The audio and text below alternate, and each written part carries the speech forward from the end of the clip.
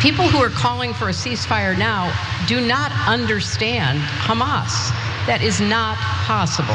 The answer to the sleeper cell question is we don't know. We have no border. Hamas could send whoever they want. It's possible Hamas has hundreds or thousands of militants on the interior of the United States ready to bomb hospitals, blow up schools, or just rain terror.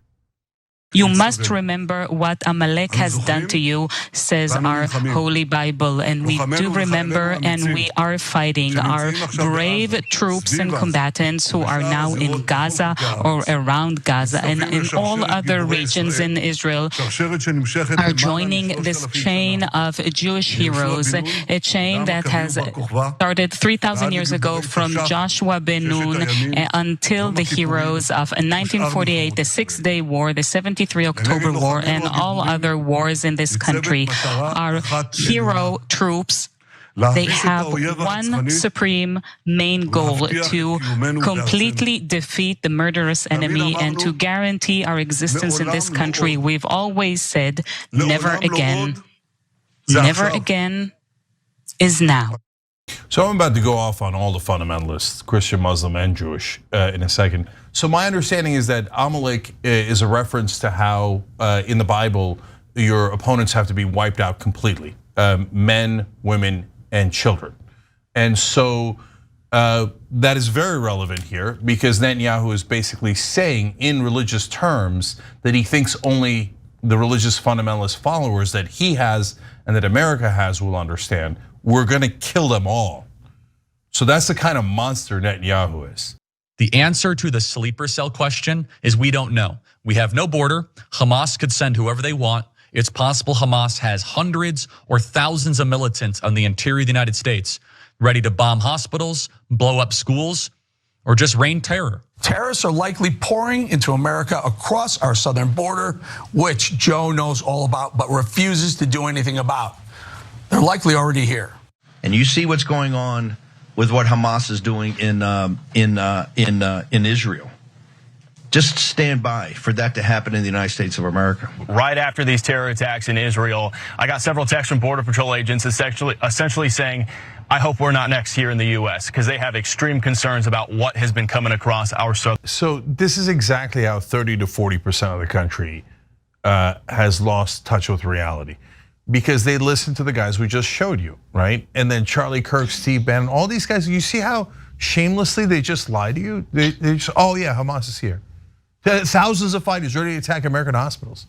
Like for you and I, we see that and we laugh. We're like, oh, who would believe that? That's absurd. What have they been hanging out here for 56 years while the occupation's been going on, going, hold, and then they're like, I think they just got comfortable. They're like, have you seen the movies? It is very lovely. Okay, no, they're not sitting here waiting 56 years yet. Now do we attack hospitals? No, come on, this is absurd. Any rational person would know that that's not true, but remember, they listen to that crap 24/7. So they don't know what's real at all. The people that are watching the Charlie Kirks and the Steve Bannons are like, oh my God, Hamas is here. I'm so scared. Hamas is here. They're gonna attack us. I hate Muslims, okay? And that's the reaction they're trying to get. It would be such a gift to Hamas because they would spend whatever time there was a ceasefire in effect rebuilding their armaments, creating stronger positions to be able to fend off an eventual assault by the Israelis. We can't have a ceasefire, which, by the way, the airstrikes, the attacks on the Gaza Strip have overwhelmingly impacted Palestinian civilians. There are a little over a dozen Hamas militants that have been killed as a result of the IDF's actions in the Gaza Strip. But with the death toll reaching roughly 8,000 people, you do the math and ask yourself whether what Israel is carrying out is strategic, smart, actually leads to peace in the long run.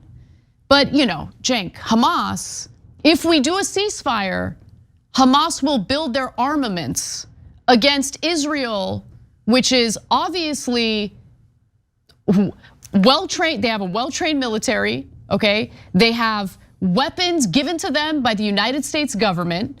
They've got the Iron Dome. I mean, I'm so sick of people trotting out these weak ass arguments, pretending as if we're talking about two equal sides here, as if Hamas has the kind of international support the Israeli military has, as if Hamas, which is currently in a region of the world that is currently being leveled as we speak, has the same military capability or could build even close to a similar military capability that the Israeli government has. Now, I have no problem with Israel going after Hamas, no problem at all. After what they did on October 7th, I do not begrudge the Israeli people or the Israeli government for wanting to go after Hamas. But if you are believing that they are just going after Hamas and they are doing everything they can to keep the innocent Palestinian civilians safe, I got a bridge to sell you. You're a sucker. It is a lie.